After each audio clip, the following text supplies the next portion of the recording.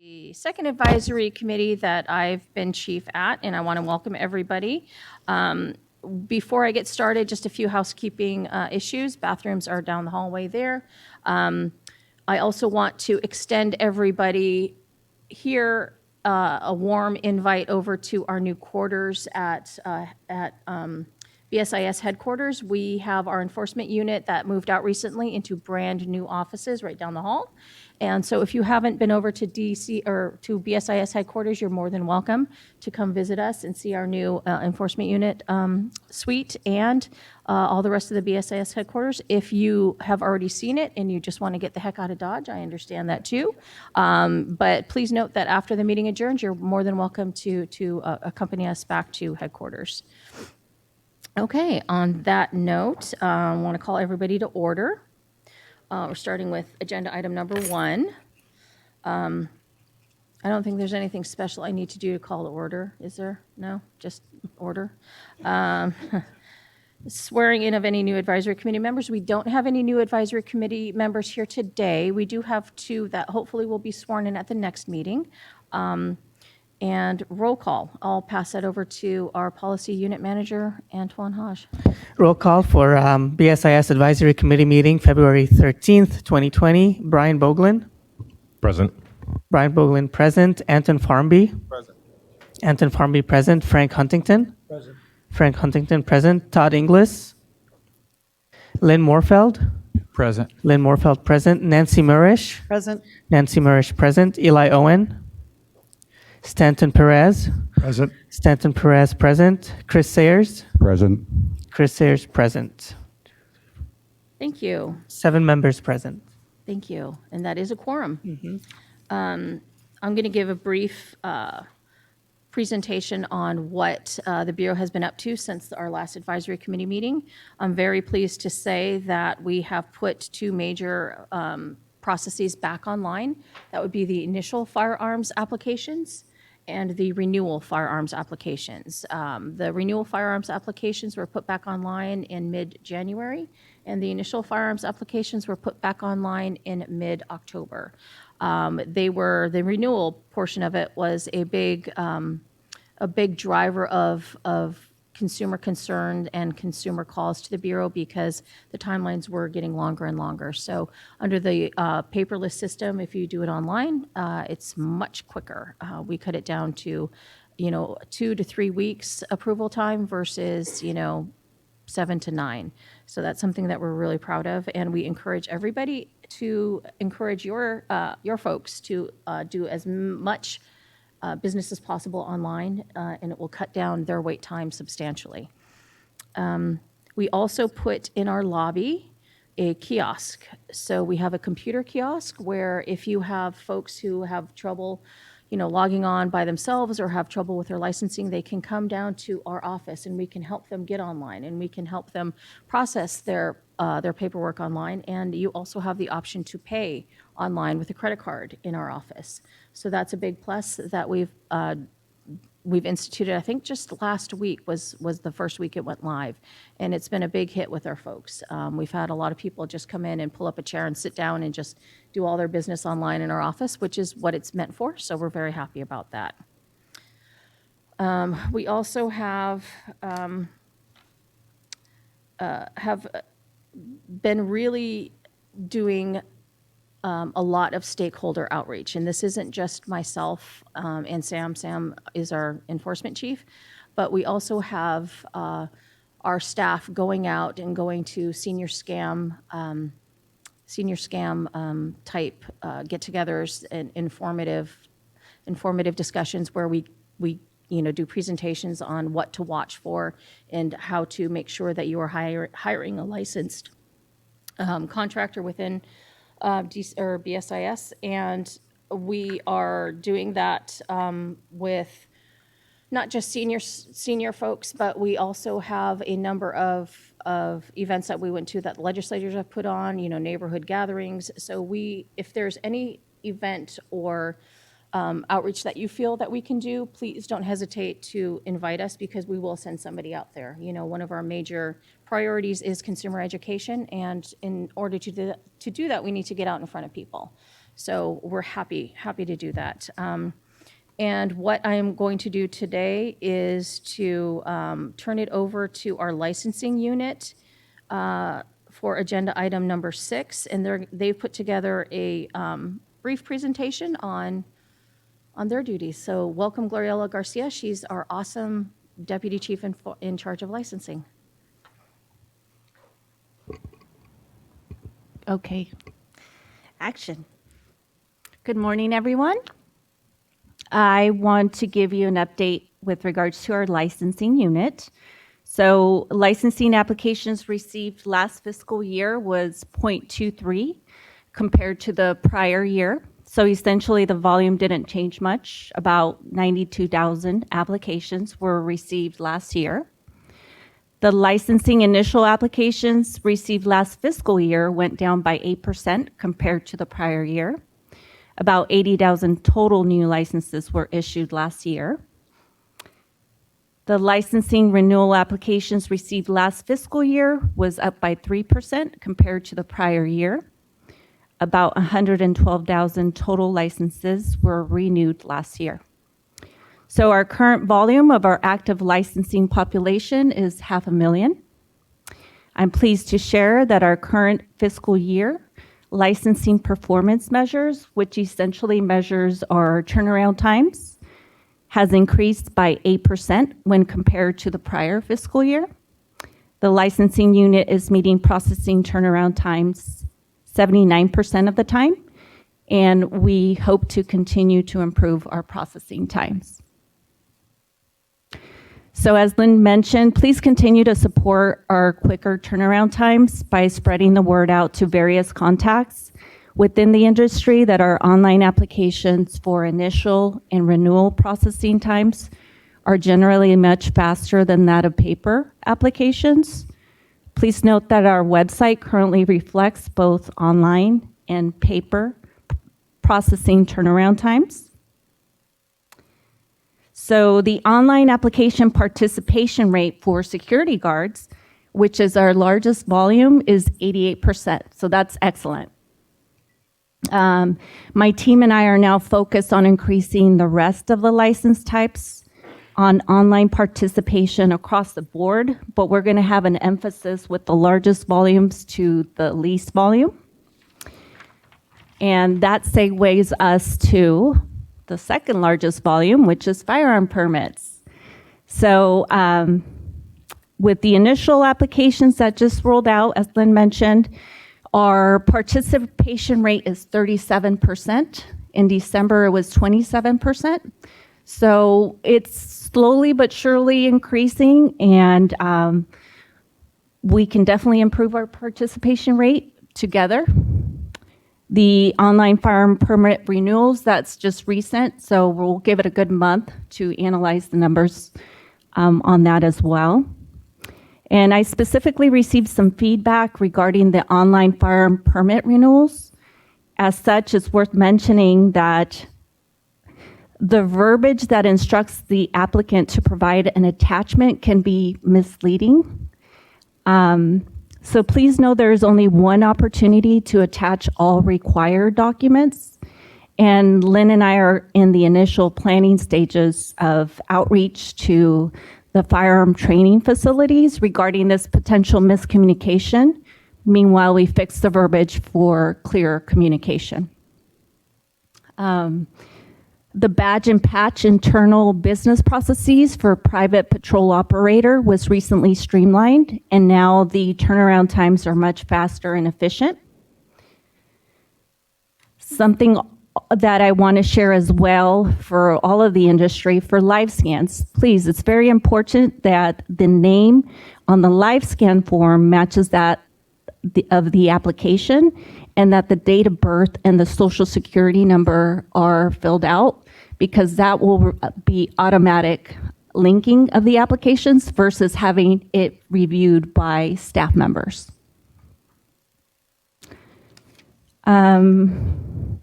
Lastly, some of the projects my team and I are starting to work on is the display of a copy of a deficiency letter that is sent out to applicants via mail to be viewable on their online user accounts. Or if that doesn't work, we'll explore displaying specific notes on the user account to indicate the specific deficiencies to be corrected. We feel this additional information will enhance communication, decrease call volumes regarding status checks. And then we are also working on updating our hold messages that callers listen to while waiting to speak to us to further promote applying online, and also with regards to the live scan recommended suggestions to include the social, the date of birth, and the name to match the application. That is all I have at the moment. Are there any questions? Gloriella, just real briefly, procedurally, how does one renew their firearm permit online? Do they scan documents? Do they upload documents? Can you Yes. walk through the process real quickly? Yes. I don't know it firsthand. That is one of my goals, to be able to do that. But from what I understand, high level, and maybe Lynn, you could, because she has had, I'm calling you out, has had personal firsthand experience. But from what I understand is it asks you questions and it prompts you attachment 1. And then attachment 2, attachment 3. So it could be misleading as far as the system only requires or can only upload one attachment. So it's essential that when the attachment is uploaded, all of the documents are there. And we want to provide more outreach so that we can get ahead of it. So we're in the planning stages of that as well. But if there's any questions with regards to that specifically, let me know, and we can make sure and provide assistance. All right, Yeah, thank I you. mean, it's very straightforward if you go to fill out these applications online. And one of the good things about, or one of the great things actually about online is if you do it wrong, it'll kick you out. So the quality control on online applications are much better.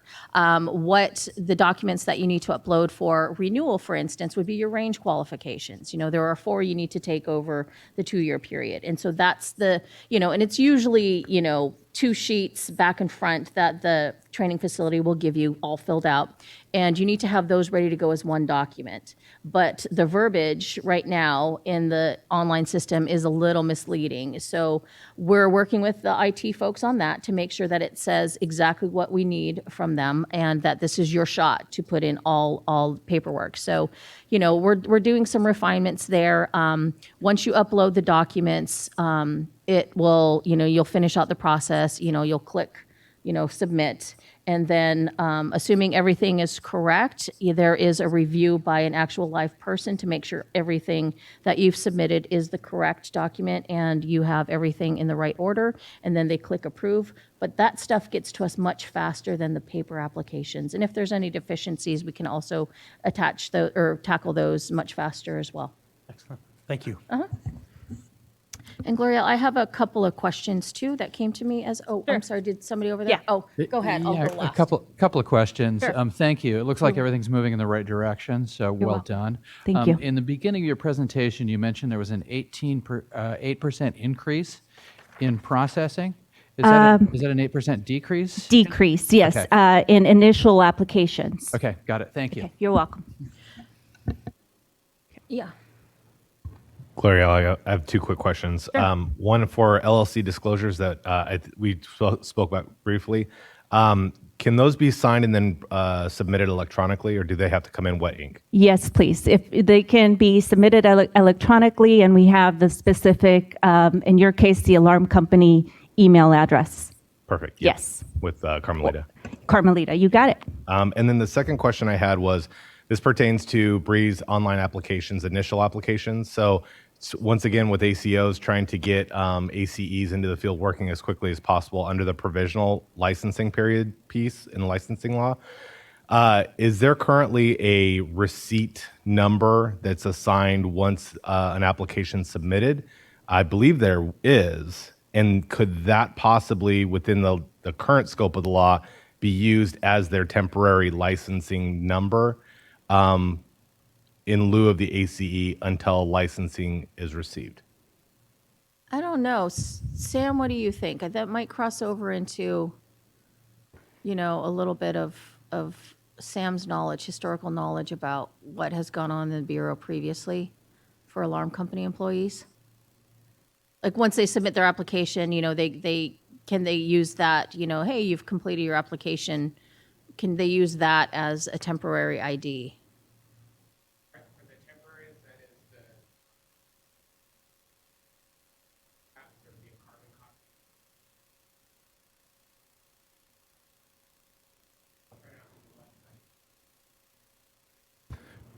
Right, I know that part, but more specifically on the piece where every executed contract must have an or a license number on that contract. Is there any move or ability within the scope of the law that would allow for the receipt number of the application to be used as that temporary license number on the contract? No? Who- Okay. Okay, excellent. Let the record reflect that Sam Stadolsky said that that would have to be a longer conversation offline. Thank you. Anybody else have any? Yeah. One quick question. You had mentioned that the guard participation went up 10% from 27 to 37. Over what time period was that? So the 27% and the 37%, that's in regards to the online firearm permit initial applications that just was rolled out.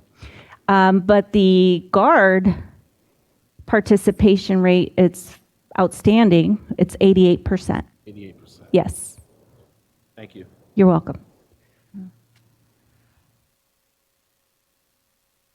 Okay. Yep. One of the numbers that you spoke about was a decline in our licensing population at the very beginning. Do you have any explanation for why that is going down? I mean, it's a slight Yes. decline, but it is a decline nonetheless. Yes, there are several different factors, but the main one is the firearm assessment. There has since been a huge decline as our numbers are reflecting. For some odd reason, a lot of people don't want to take that firearm assessment. Yes, so that's mainly it. Right. Right. Okay. And what, in your opinion, are some common licensing delays that we could spread the word about that could help? I mean, just very quickly, one of the improvements that we're going to do to our website when we overhaul our website, which should be soon, is putting FAQ videos, very brief videos embedded in them next to our license and application type, so people can click on it. And we'll have a blurb in there about, please make sure your live scan info exactly matches your application info. But aside from that, what does licensing run into time and time again that, we could help spread the word about preventing? Yes, so the main one is the matching of the live scan, which I previously mentioned. That it's crucial, if at all possible, we can make sure that the social security number, the date of birth, and the name on the live scan form matches that of the application, because it's a huge exception.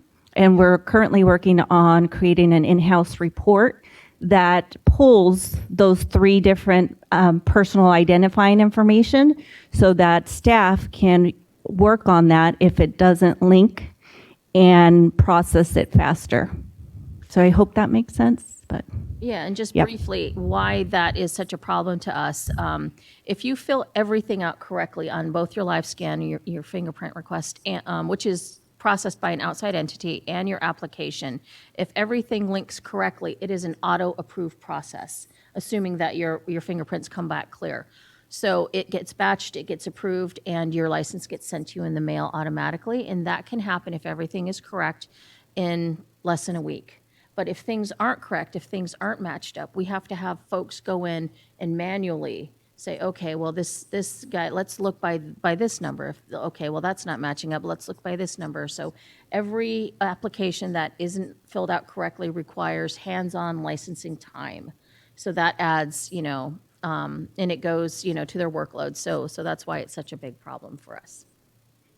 Just clarification, meaning that if you do the live scan and if you do the app, that the information should be identical in order for it to link. Correct. Yes. Yeah. And we'll also promote that with our hold messages as well. So we're taking a look at the data and also what are common deficiencies so that we can be on top of it with incoming calls that we receive from applicants so we can better serve all of us and working more efficiently.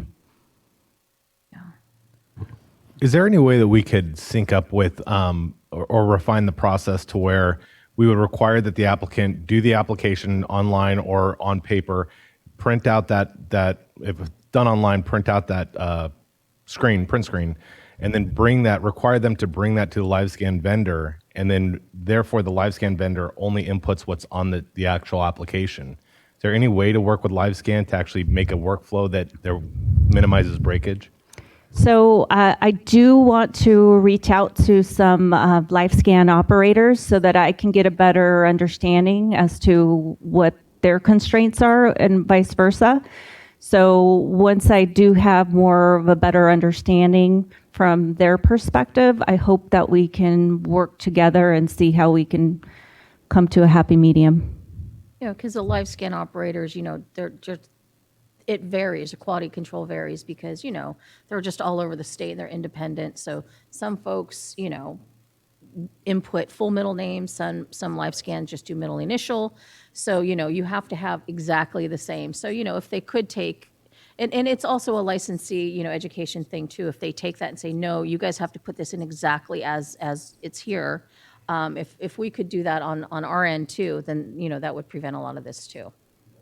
Yeah, right, exactly, match it. Yeah. Yeah. I mean, also what we can do just to kind of be forward thinking here is like we, represent like 15,000 folks, licensed folks within the state. Now, Yes, that would be fantastic. Yeah, absolutely. Yes. We would love that, and we would be happy to work with you on, a paragraph or two, and the correct verbiage with that. Thank you, Anton. It's a great idea. Okay, thank you. All right, thank you, Gloria. All right, moving on to agenda item number 7, which is an update on the Bureau's Enforcement Unit. We have our Enforcement Deputy Chief, Sam Stadolski, to make the presentation.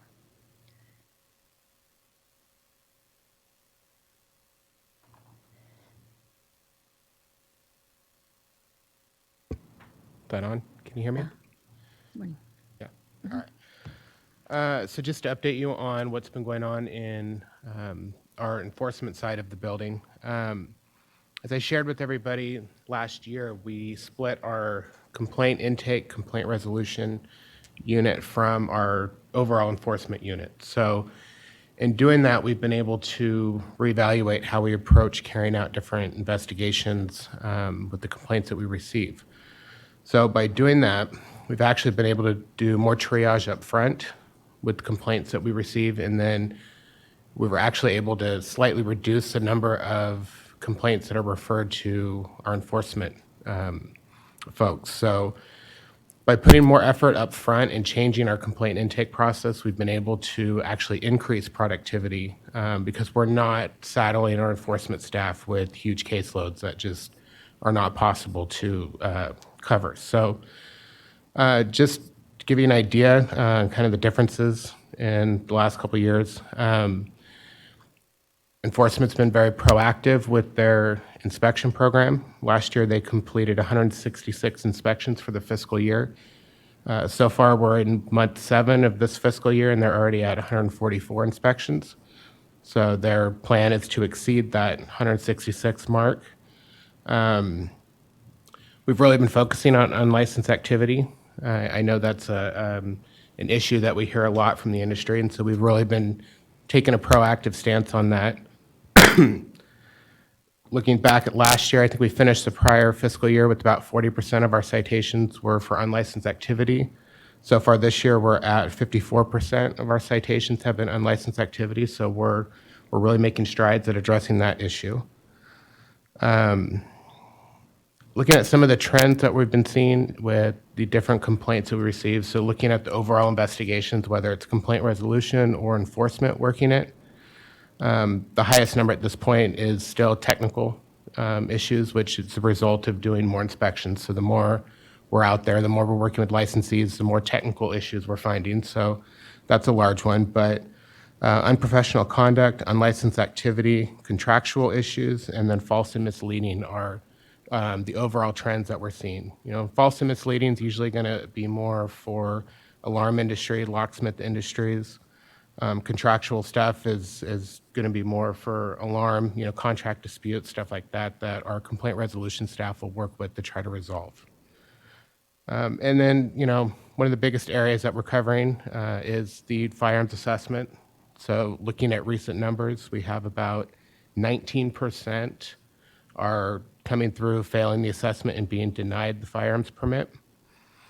And then of that, we're processing the appeals for that, which has been a very large workload for our staff. You know, prior fiscal year, once we first started the assessment, we had about a 75% appeal rate. And looking at this current fiscal year, we're at about 85%. So people that are, you know, failing the assessment, you know, 85% of them are appealing that denial. So it's been a huge workload. We've been working with the Attorney General's office on trying, you know, how best to handle these appeals and working with those applicants to try to get some of them to withdraw those appeals because they can retake that assessment in 12 months. So that's been our main goal and, you know, a huge part of our enforcement workload. Does anybody have any questions? Oh, no, go ahead. So you said at the beginning that you've refined the intake process and that's lowered the amount of complaints that have come in. Can you describe how you did that or what that means? So what we historically, you know, complaints would come in and complaint intake would assign them to the enforcement analysts. What we're doing now with complaint intake is we've shifted some of the staff and what their main focus is. So we have more folks working on complaint resolution. So when a complaint comes in, they'll do some of the initial investigation work, and they'll make a determination at that point if it needs to be referred to enforcement. If it's something they can resolve quickly, if it's something that's non-jurisdictional, they'll handle it at that intake level without referring it. And so looking at the numbers today, about 10% of the cases from complaint resolution get referred to enforcement.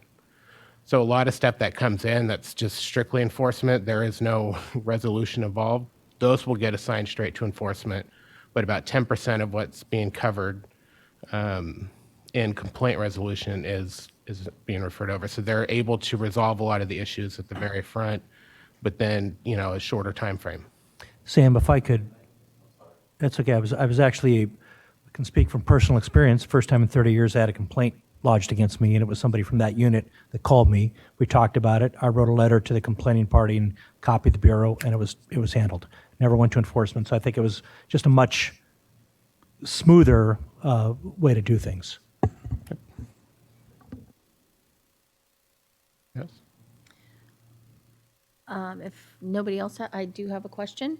So I was poking around on the DCA website, you know, it publishes data for all boards and bureaus on there, and it's really interesting. I mean, if you're bored one day and just want to poke around, but you know, I get all the internal numbers from Sam, and it's reported in a slightly different way to DCA. So I was a little taken aback when I went to the DCA website, and it said we had over 4,000 cases in enforcement, and I thought, holy smokes, when did that happen? So I had Sam walk me through a little bit, because in case anybody gets questions about why there seems to be such a high enforcement caseload, it's a little misleading the way it's reported, and not misleading, but if you could explain that a little bit. So the department, their tech team has a way of actually running reports system-wide for everybody in the department. So with that vast amount of data, we don't always fit into all the perfect buckets that they have. So they have very broad areas in how they pull their data and how they present that data. So we're fortunate enough that one of the current manager over complaint resolution, she's been with the department for a long time.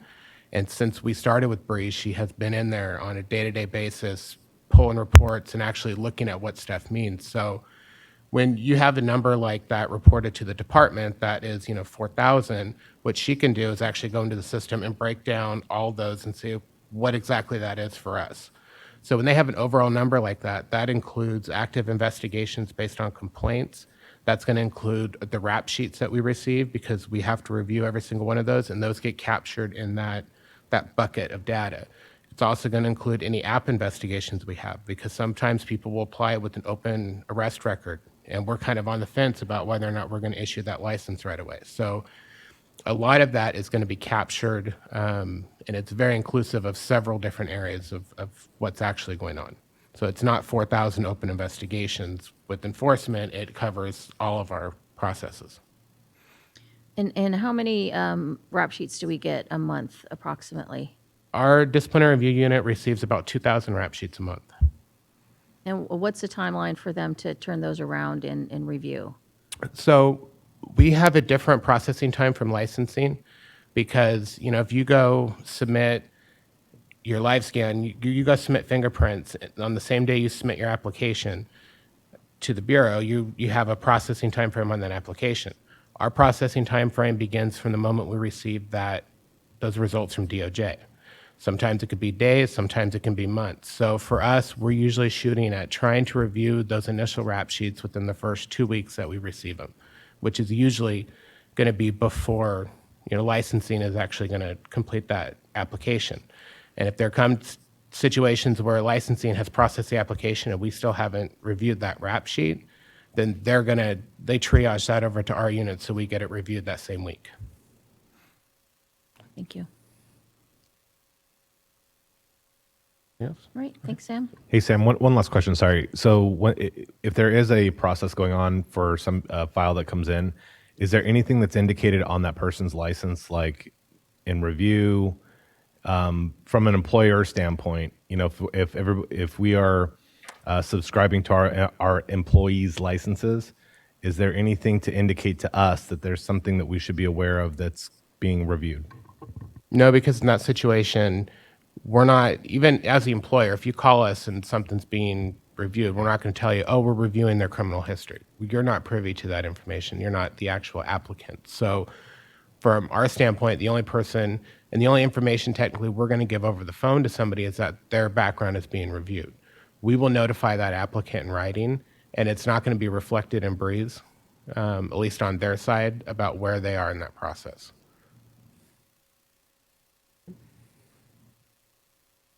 Thank you. Thank you, guys. Okay, moving on to agenda item number 8. Antoine, if you wouldn't mind giving us an update. Sure. So this is for regarding SB 385, which was signed into law last year.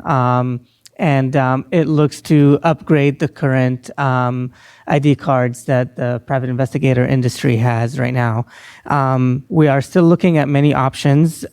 We actually have an RFI out that was set to close tomorrow, but as of 9 a.m. this morning, I got only I had only 2 responses in my inbox for the RFI, so I'm extending it another month. And hopefully by March 6th, we might have a little bit more responses. An RFI is non-binding. It's a request for information. We're trying to figure out what the marketplace looks like for photo IDs. The main issue that we're having right now is out-of-state licensees and the problem of getting their picture somehow in our database in order to issue an ID card. So we're looking at different options. We figured out that in New York, for example, the DMV vendor is the one that issues their professional licenses. And so we opened a channel of communication with the Department of Motor Vehicles here in California and had a meeting with them because that would be the easiest way to get everyone's pictures, right? It's already in one database and it's a sister agency. We might be able to work with them to pull their pictures and work with their vendor as well. Another problem that we're probably going to encounter is the competitive bidding process and stuff like that. So we're still looking into how to best go forward with that. So unfortunately, not a whole lot of updates.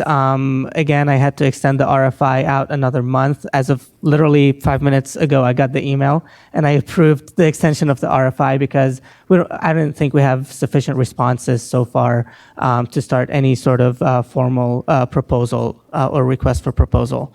That being said, we are looking at all of our options. We looked at even bringing the whole process in-house, but we don't believe that would be necessarily efficient for us to do. We would rather have a private third party do it. We just want to make sure that they have the right infrastructure in order to do so. Yeah, I'm going to ask. A few questions. I thought our last conversation about the DMV that was incredibly cost prohibitive for whatever vendor they were using. That was, yes, and that was the reason why we didn't go back and say, let's do this. It was cost prohibitive, but at the same time, we are reverting money in our budget to a way where it's a one-time cost, and so the cost to establish the infrastructure would be fairly high, about $500,000, which is a lot more than what we reflected in our fiscal on that bill when it was moving through the legislature. However, they make millions of those cards a year. We know that they have the capability. We know that they do a good job at it. And so we didn't completely, we didn't completely give up on that idea because we know that it can be done. It can be done beautifully and very efficiently at that. And the cost per card, because of the economies of scale, will actually be a lot less, meaning the PI fees will not go up anytime soon as a result of it. Okay. And you mentioned New York, so I'm assuming you're looking at other states that may have Correct. ID cards with pictures and seeing how they're doing it. Mm-hmm. Okay. Yes. And lastly, before the Bureau enters into any agreement, are we going to have, is the industry going to have a chance to take a look at it, maybe review it? I'm not there yet, but Okay. I mean, if I can, obviously, would be more than happy to share anything with you. Anything that we receive, like an RFP, if we do put out a request for proposal and stuff like that, those responses are usually subject to the Public Records Act. So I do believe that you'll at least be able to take a look at all the proposals and. If the chief allows it, maybe even put it up to a vote with the advisory committee even. But we're not there yet. Again, I'm still exploring all the options that we have available. Great. Yeah. Okay, thanks, Antoine. Yeah, absolutely. All right, moving on to agenda item number 9, which is an update regarding claim reporting for alarm and private investigator licensees, organized as LLCs. And we'll have Gloriella, our Deputy Chief of Licensing, come up and address that. Okay, so just a friendly reminder for private investigator and alarm company operator, limited liability companies, to provide the insurance claim reporting form for the prior calendar year by March 1st, 2020, which is coming up. The forms are available on our website, and please make sure the forms are submitted regardless if no claim was filed. Any questions? Okay. Oh, yes, March 1st. Yes. And is that the same every year? Correct. Thank you. And I'm going to have you stay right Sure. there for agenda item 10, which is an update on including physical addresses on company branch certificates. Yes, so Antoine's going to take it away on that. Okay, Yeah. thank you. So a while back, Brian, the representative from the alarm industry, asked whether or not we can put the physical address of the branch office on the wall license that we issue out. And the answer was yes. It just kind of took us some time to get the design in place and make sure that there is enough room to include the two addresses.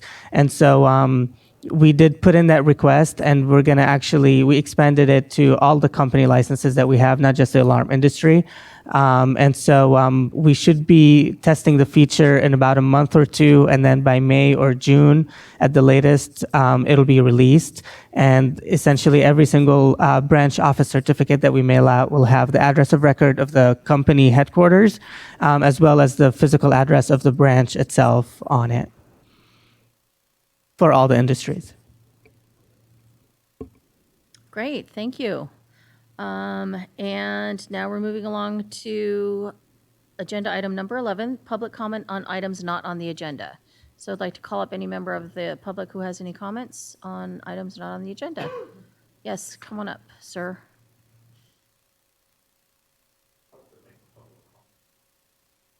Yes, we will not limit you.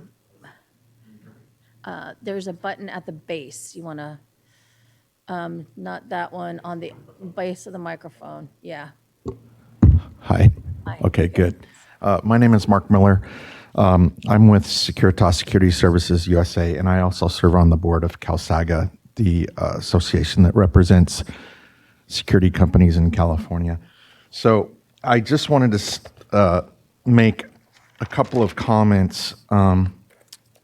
I'm very appreciative that the Bureau put the initial firearm application and the renewal firearm application online. I have a very small percentage of armed personnel, but nonetheless, it helps greatly. I also want to comment, there was a lot of talk about how the live scan side needs to match up with the application side. And since the inception of Breeze, we've always, I have offices throughout California, we've always had a challenge of making sure that happens. And so a lot of this was incumbent upon us. But, if you even put junior on one side and not the other, the system's not going to capture it. So it's taken us years to get our people to, near perfection, but our errors are at an all-time low. Part of it is someone over here recommended, print out the application side before you input on the live scan side. And also, I have a lot of live scan machines, and the live scan machines that have where you can swipe the driver's license, the newer licenses, that name is going into live scan. And so it's really good to follow the driver's license identically if you have a scanner on your live scan machine. But having said all of this, I don't have data in front of me, but I could probably use 500 people right now. We're in a labor crunch. Everybody knows we have low unemployment, but it's very difficult to find people right now. And so I could use a lot of people throughout California. And having said that, the licensure by BSIS is very important to my industry and my company. And I just want to say the Bureau's turnaround time, I don't have data, but in my experience, it's the quickest I've ever seen. It's running the most efficiently that I've ever seen. So some of these guard cards are just turned right around. And so this is helping my industry. Nobody in my organization can say, I don't have enough people because I'm waiting for guard cards. This situation has gotten very well, and I want to just say that. I want the licensing unit of the Bureau to know how much I care about what they're doing, their hard work. And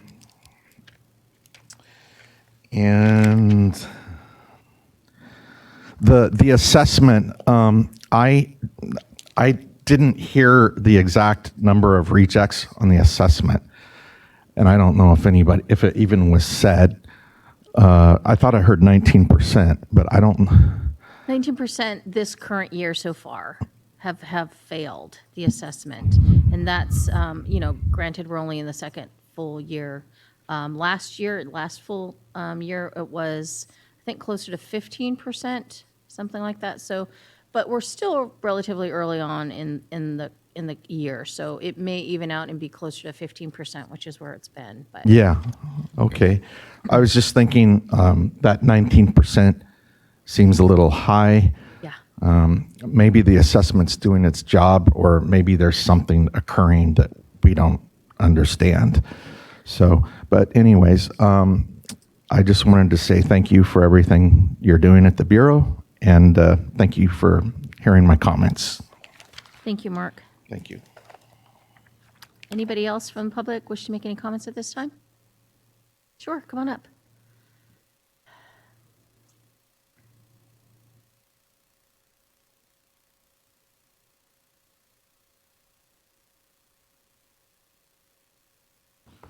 Hi, man.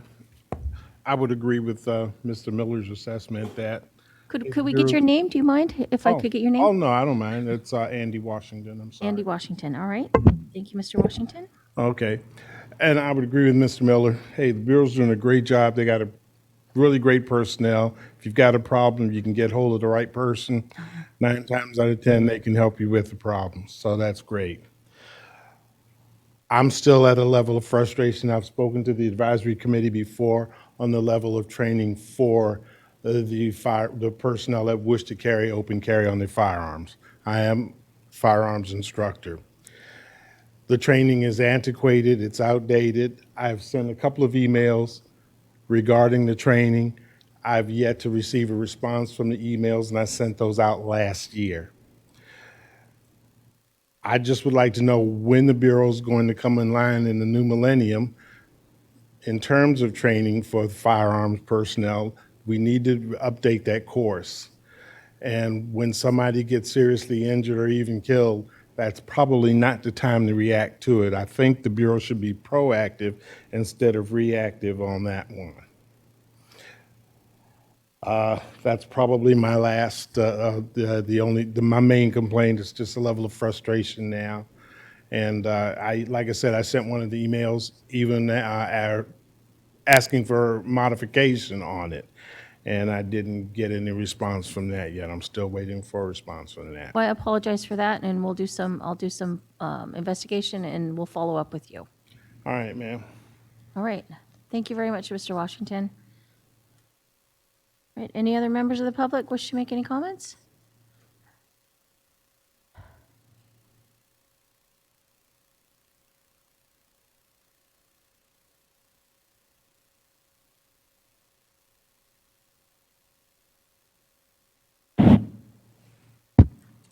Good morning. Good morning.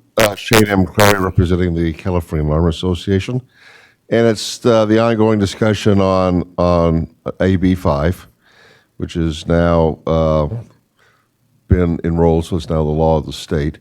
But has there been any determination yet or study or determination made if a individual or company is a holder of a ACO that either looking at the ABC test or the Morello test, that if they're providing subcontracting services to another ACO, that they would be a true subcontractor as opposed to being seen as an employee of the ACO that they're providing subcontracting for. And this would be for the installation of intrusion detection systems.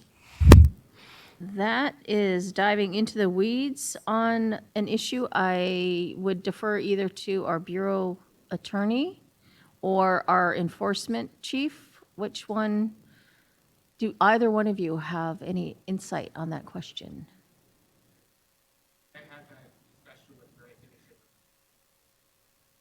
We still don't know yet. Okay. I'm sorry. I don't think there's an answer at this point. I think it's a good question.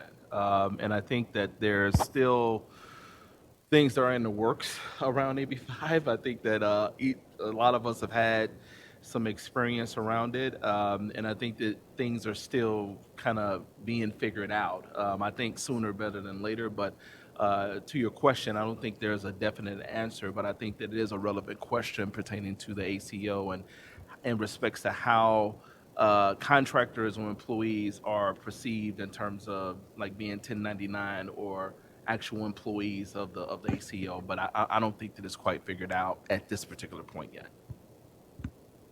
So let me share a little bit too, just to bounce off what Shane was, Mr. Cleary was saying.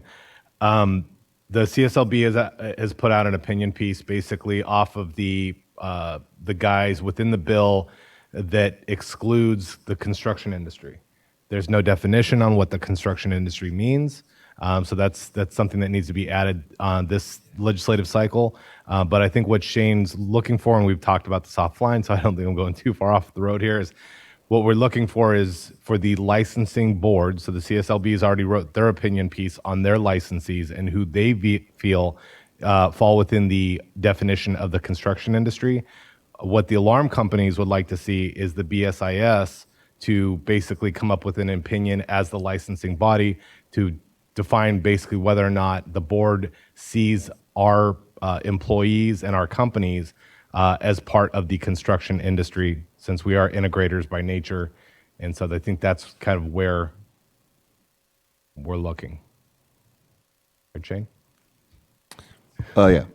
So we'll bring it up again in a couple months, but I'd like to see it probably sometime brought onto the formal agenda for discussion once. And I know that the legal beagles still got to figure out what's going on with it, but it's out there and it's not going to go away.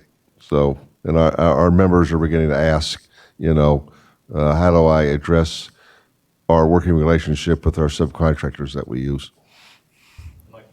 And like Mr. Farnby said, there's multiple legislators right now that are looking to actually draft bills or amendments to AB5. So there's a lot of noise this year about it, but I think ultimately we'd like something, the ACOs would like something from the board, from the BSIS to bring in conjunction with the CSLB's ruling to basically as ammunition or back up to our determination that we fall within that exemption of being in the construction industry. Okay, thank you. And thank you. All right, thank you very much. Anybody else, any other public comment?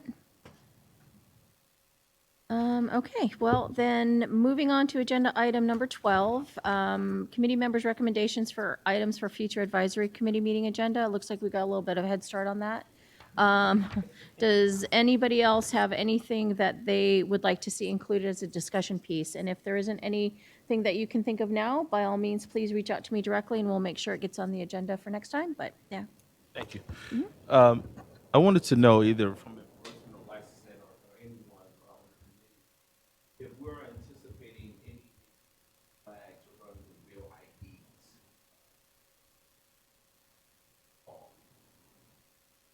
And the only reason why I'm bringing it up is because we had talked about the apps and then the live scan and all of the technical aspects that come along with that. I don't know if folks had thought about that, if there was anything. So if there's any intersect with, okay, we'll look into that and then we'll agendize that then. Okay. All right, anybody else have anything right now? Yes. Antoine, if we can just always consistently get updates on the Pocket ID card, that'd be great. Thank you. Okay, we'll keep the Pocket ID updates on agenda. Okay.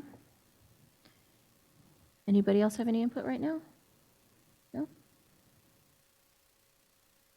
Slightly off topic, the Mr. Washington that brought up about the training. Yes. I know that I'm about to start the next cycle of ACQ review for the training. Mm-hmm. I'm assuming that and I don't deal with the firearm piece of it, but I'm assuming that that's in for review as well. Maybe we could follow up with that review cycle, and that way we could report it out the next meeting. Okay.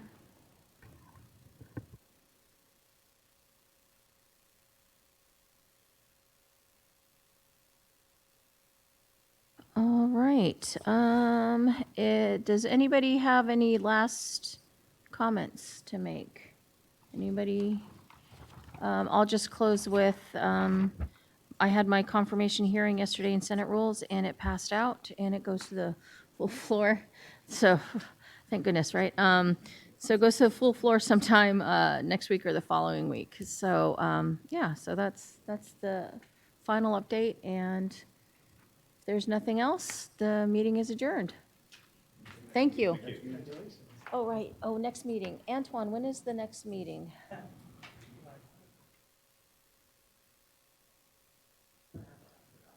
Yeah, sorry.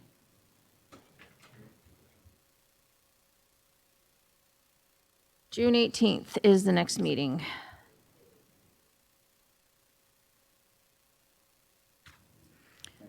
All right. Thanks, everybody, for coming. Really appreciate your efforts.